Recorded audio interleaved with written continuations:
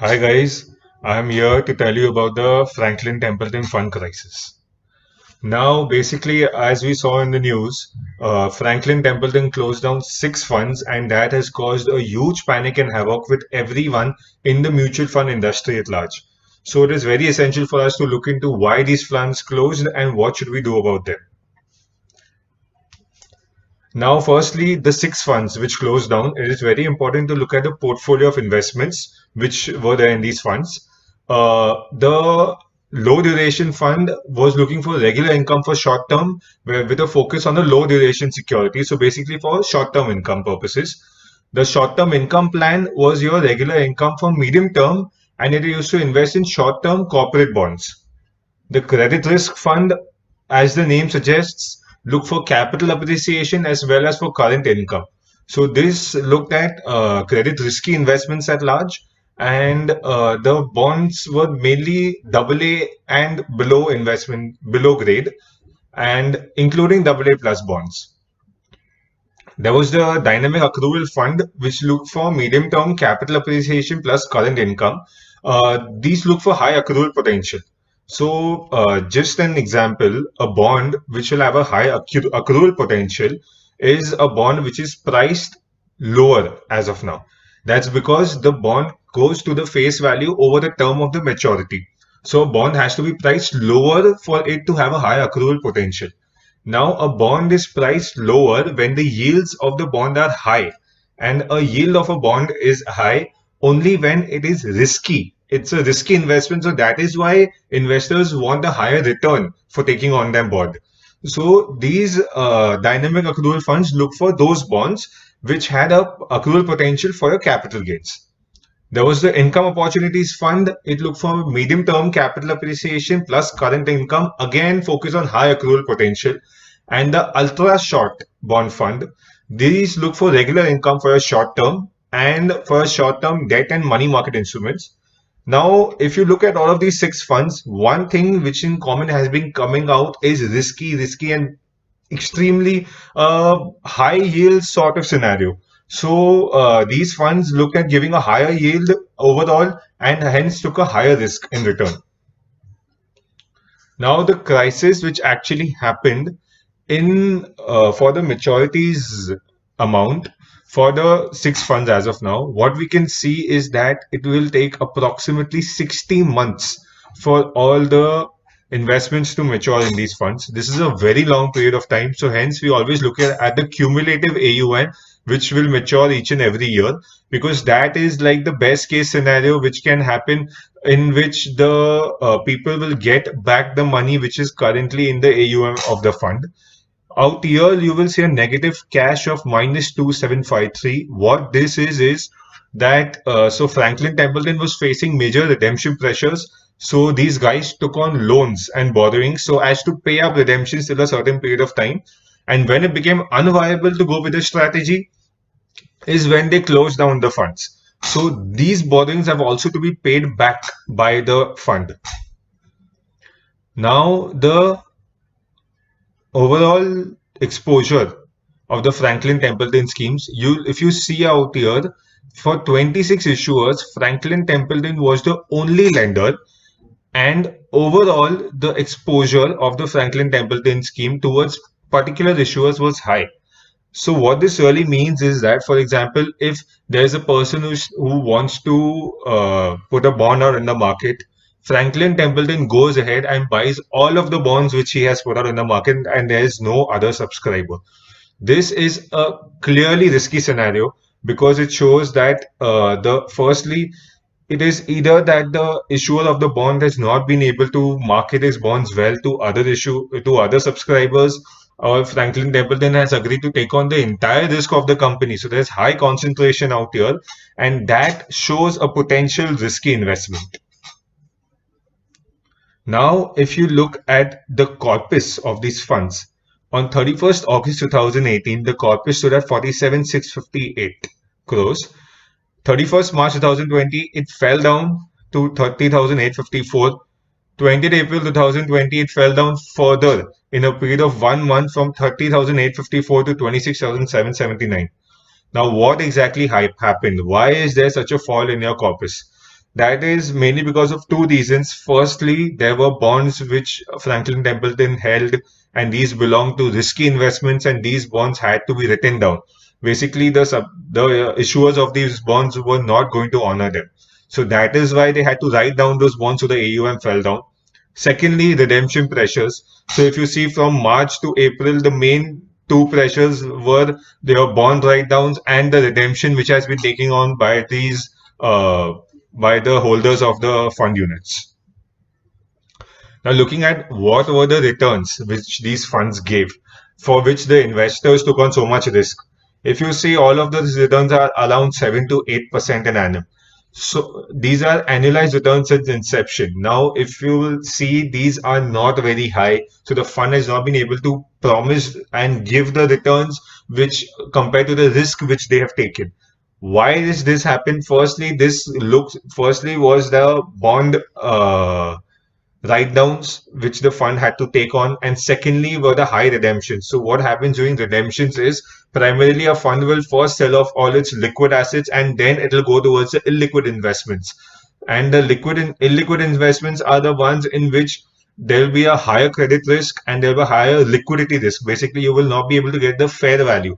So, which is why, as the people keep on redeeming their units, the fund has to sell off its liquid investments first, and the annualized returns of the fund keep going down. Now, two main scenarios also which happened aside from this was firstly the funds of funds markdown. So Franklin Templeton also had fund of funds. What this is basically, it is a mutual fund which invests in other mutual funds. So primarily, a typical mutual fund will invest in bonds or securities or basically equity, whatever, of a particular subscriber or an issuer or of multiple issuers depending upon the risk return profile which the fund is offering. A fund of funds invests money into different such mutual funds. So for Franklin Templeton, six fund of funds which had investments in these mutual funds had to be written down to around 50% due to your illiquidity of the investments. Now, the fund of funds also had a life stage fund in which there were for lives within 20 years, 30 years, 40 years, 50 years. The investments differed by these fund of funds depending upon the risk which such a person should take.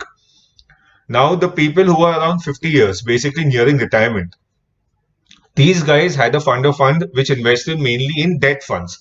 That is because debt is perceived to be less risky and equity is perceived to be more risky. However, these were the guys which were hit the most. That's because the debt funds were the ones which closed down out here. Now the holdings of Franklin Templeton, there were exposures to Yes Bank, Vodafone, ILFS. These have been written down since 2018, which is why the fund has continuously been in a period of crisis. It has been the sole lender to 26 out of 88 entities, which shows a concentration of risk taken on.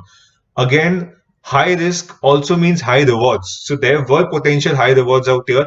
However, they did not really work out because of the continuous write-downs. There were also low-rated papers of certain companies which these guys took on mainly so as to give a high returns to their unit holders. Now the reasoning that why did this fund close down? First thing first, mutual fund market liquidity. In the current scenario, with the COVID scare and overall with a falling economic scenario which we have been witnessing since the past 1 year, what we will see that the liquidity of the market declines. Now, bond market is already pretty illiquid by itself, and when the liquidity falls further, that is when you actually get hit out here because the people will not be willing to give you a good value for the bonds which you want to sell. So you have to take a hit on your prices and you have to sell them just because it is you who needs the money and it is not the people who have a very high need of the bond right now. Secondly, were the redemptions due to COVID-19. So COVID-19 has caused a scare everywhere in the health area and in the economic area. And there are many people who are worried about their jobs right now. So what they want is they want to redeem their investments as much as possible. So these high redemptions cause a liquidity crisis for the mutual funds. Yes, mutual funds do hold a certain amount of reserve cash, but those reserve cash is for normal redemption. criteria, not for extreme case scenarios like this. So that is when the liquidity of the markets gets hit. Thirdly, were aggressive credit calls. So Franklin Templeton did take some very aggressive credit calls. They went into lower grade papers because they wanted to give a higher return, and because they felt that the investors in those funds can take a higher risk. So why not give them a higher return and market their fund well? So there were aggressive credit calls. The problem with this is in the current scenario, first hit goes to these calls, and the downturn in the economy causes these calls to go illiquid at a very fast rate. So overall, it was a less liquid portfolio. So which is why for Franklin Templeton going on ahead and taking on redemption requests again and again and not being able to honor them later because they were not getting enough borrowings was not a very good scenario, which is why they had to stop the fund. Now, was it Franklin Templeton's fault per se? This is very subjective in nature depending upon how you look at it. If you look at it from the point of view that the investors' money got stuck in the markets and all of those scenarios, if you look at it from an emotional point of view, stating that people above 50 years of age entering your retirement age, they were the worst hit, and you might say that it is Franklin Templeton's fault. But very frankly, mutual funds have always been subject to market risks. The problem is, what did the investor do? Did the investor go into the herd mentality and go for the mutual fund showing a higher return, that thinking that yes, I want to get a high return, so let's go for this, and he just went for it? Then it was completely the investor's fault, because you should always do your due diligence before you invest into a fund per se. Secondly, if an investor took on the credit risk willingly, thinking that they can have the risk and they can then get a high return, then again, it is the investor's outlook to have a look at where your money is going. So, was it Franklin Templeton's fault per se? Can't really say that, because it is a mutual fund. It is handling your money and it is investing them in assets which it deems is good for you based on the risk return profile which you show to the fund. So once you have given it the authority to take decisions and everything, and then you can't just go back and say that it was the fund's fault. It was partially the investors as well as the fund's fault out here. Now, what happens to the investors of these six funds? Firstly, you should look at why did you take the decision. If you took the decision based on reasoning that you have a certain risk profile and that was one which suits your investment decisions, and then you went for the Franklin Templeton fund, no, it was not your fault, because you took a risk out here and you thought you might get the returns, and the markets did not turn out that way. There were large scale bond write downs which happened of major companies, which is why the fund suffered. So not really. However, if you are an investor who went with the herd mentality, thinking that everyone is putting into these six funds, let's put it to it again, and we will get the money out and we will get higher returns. Yes, it was your fault out there that you did not do the exact due diligence for this fund. Now, liquidation. The liquidation process is basically that the fund is aiming to have orderly realizations and liquidation of holdings. So what they will do is, firstly, all of those holdings which are being matured at a certain point of time, those as and when the fund will get, they will distribute it to the investors based on the net assets held by them. Also, the fund says that it will aim to liquidate the holdings in the bond market as such.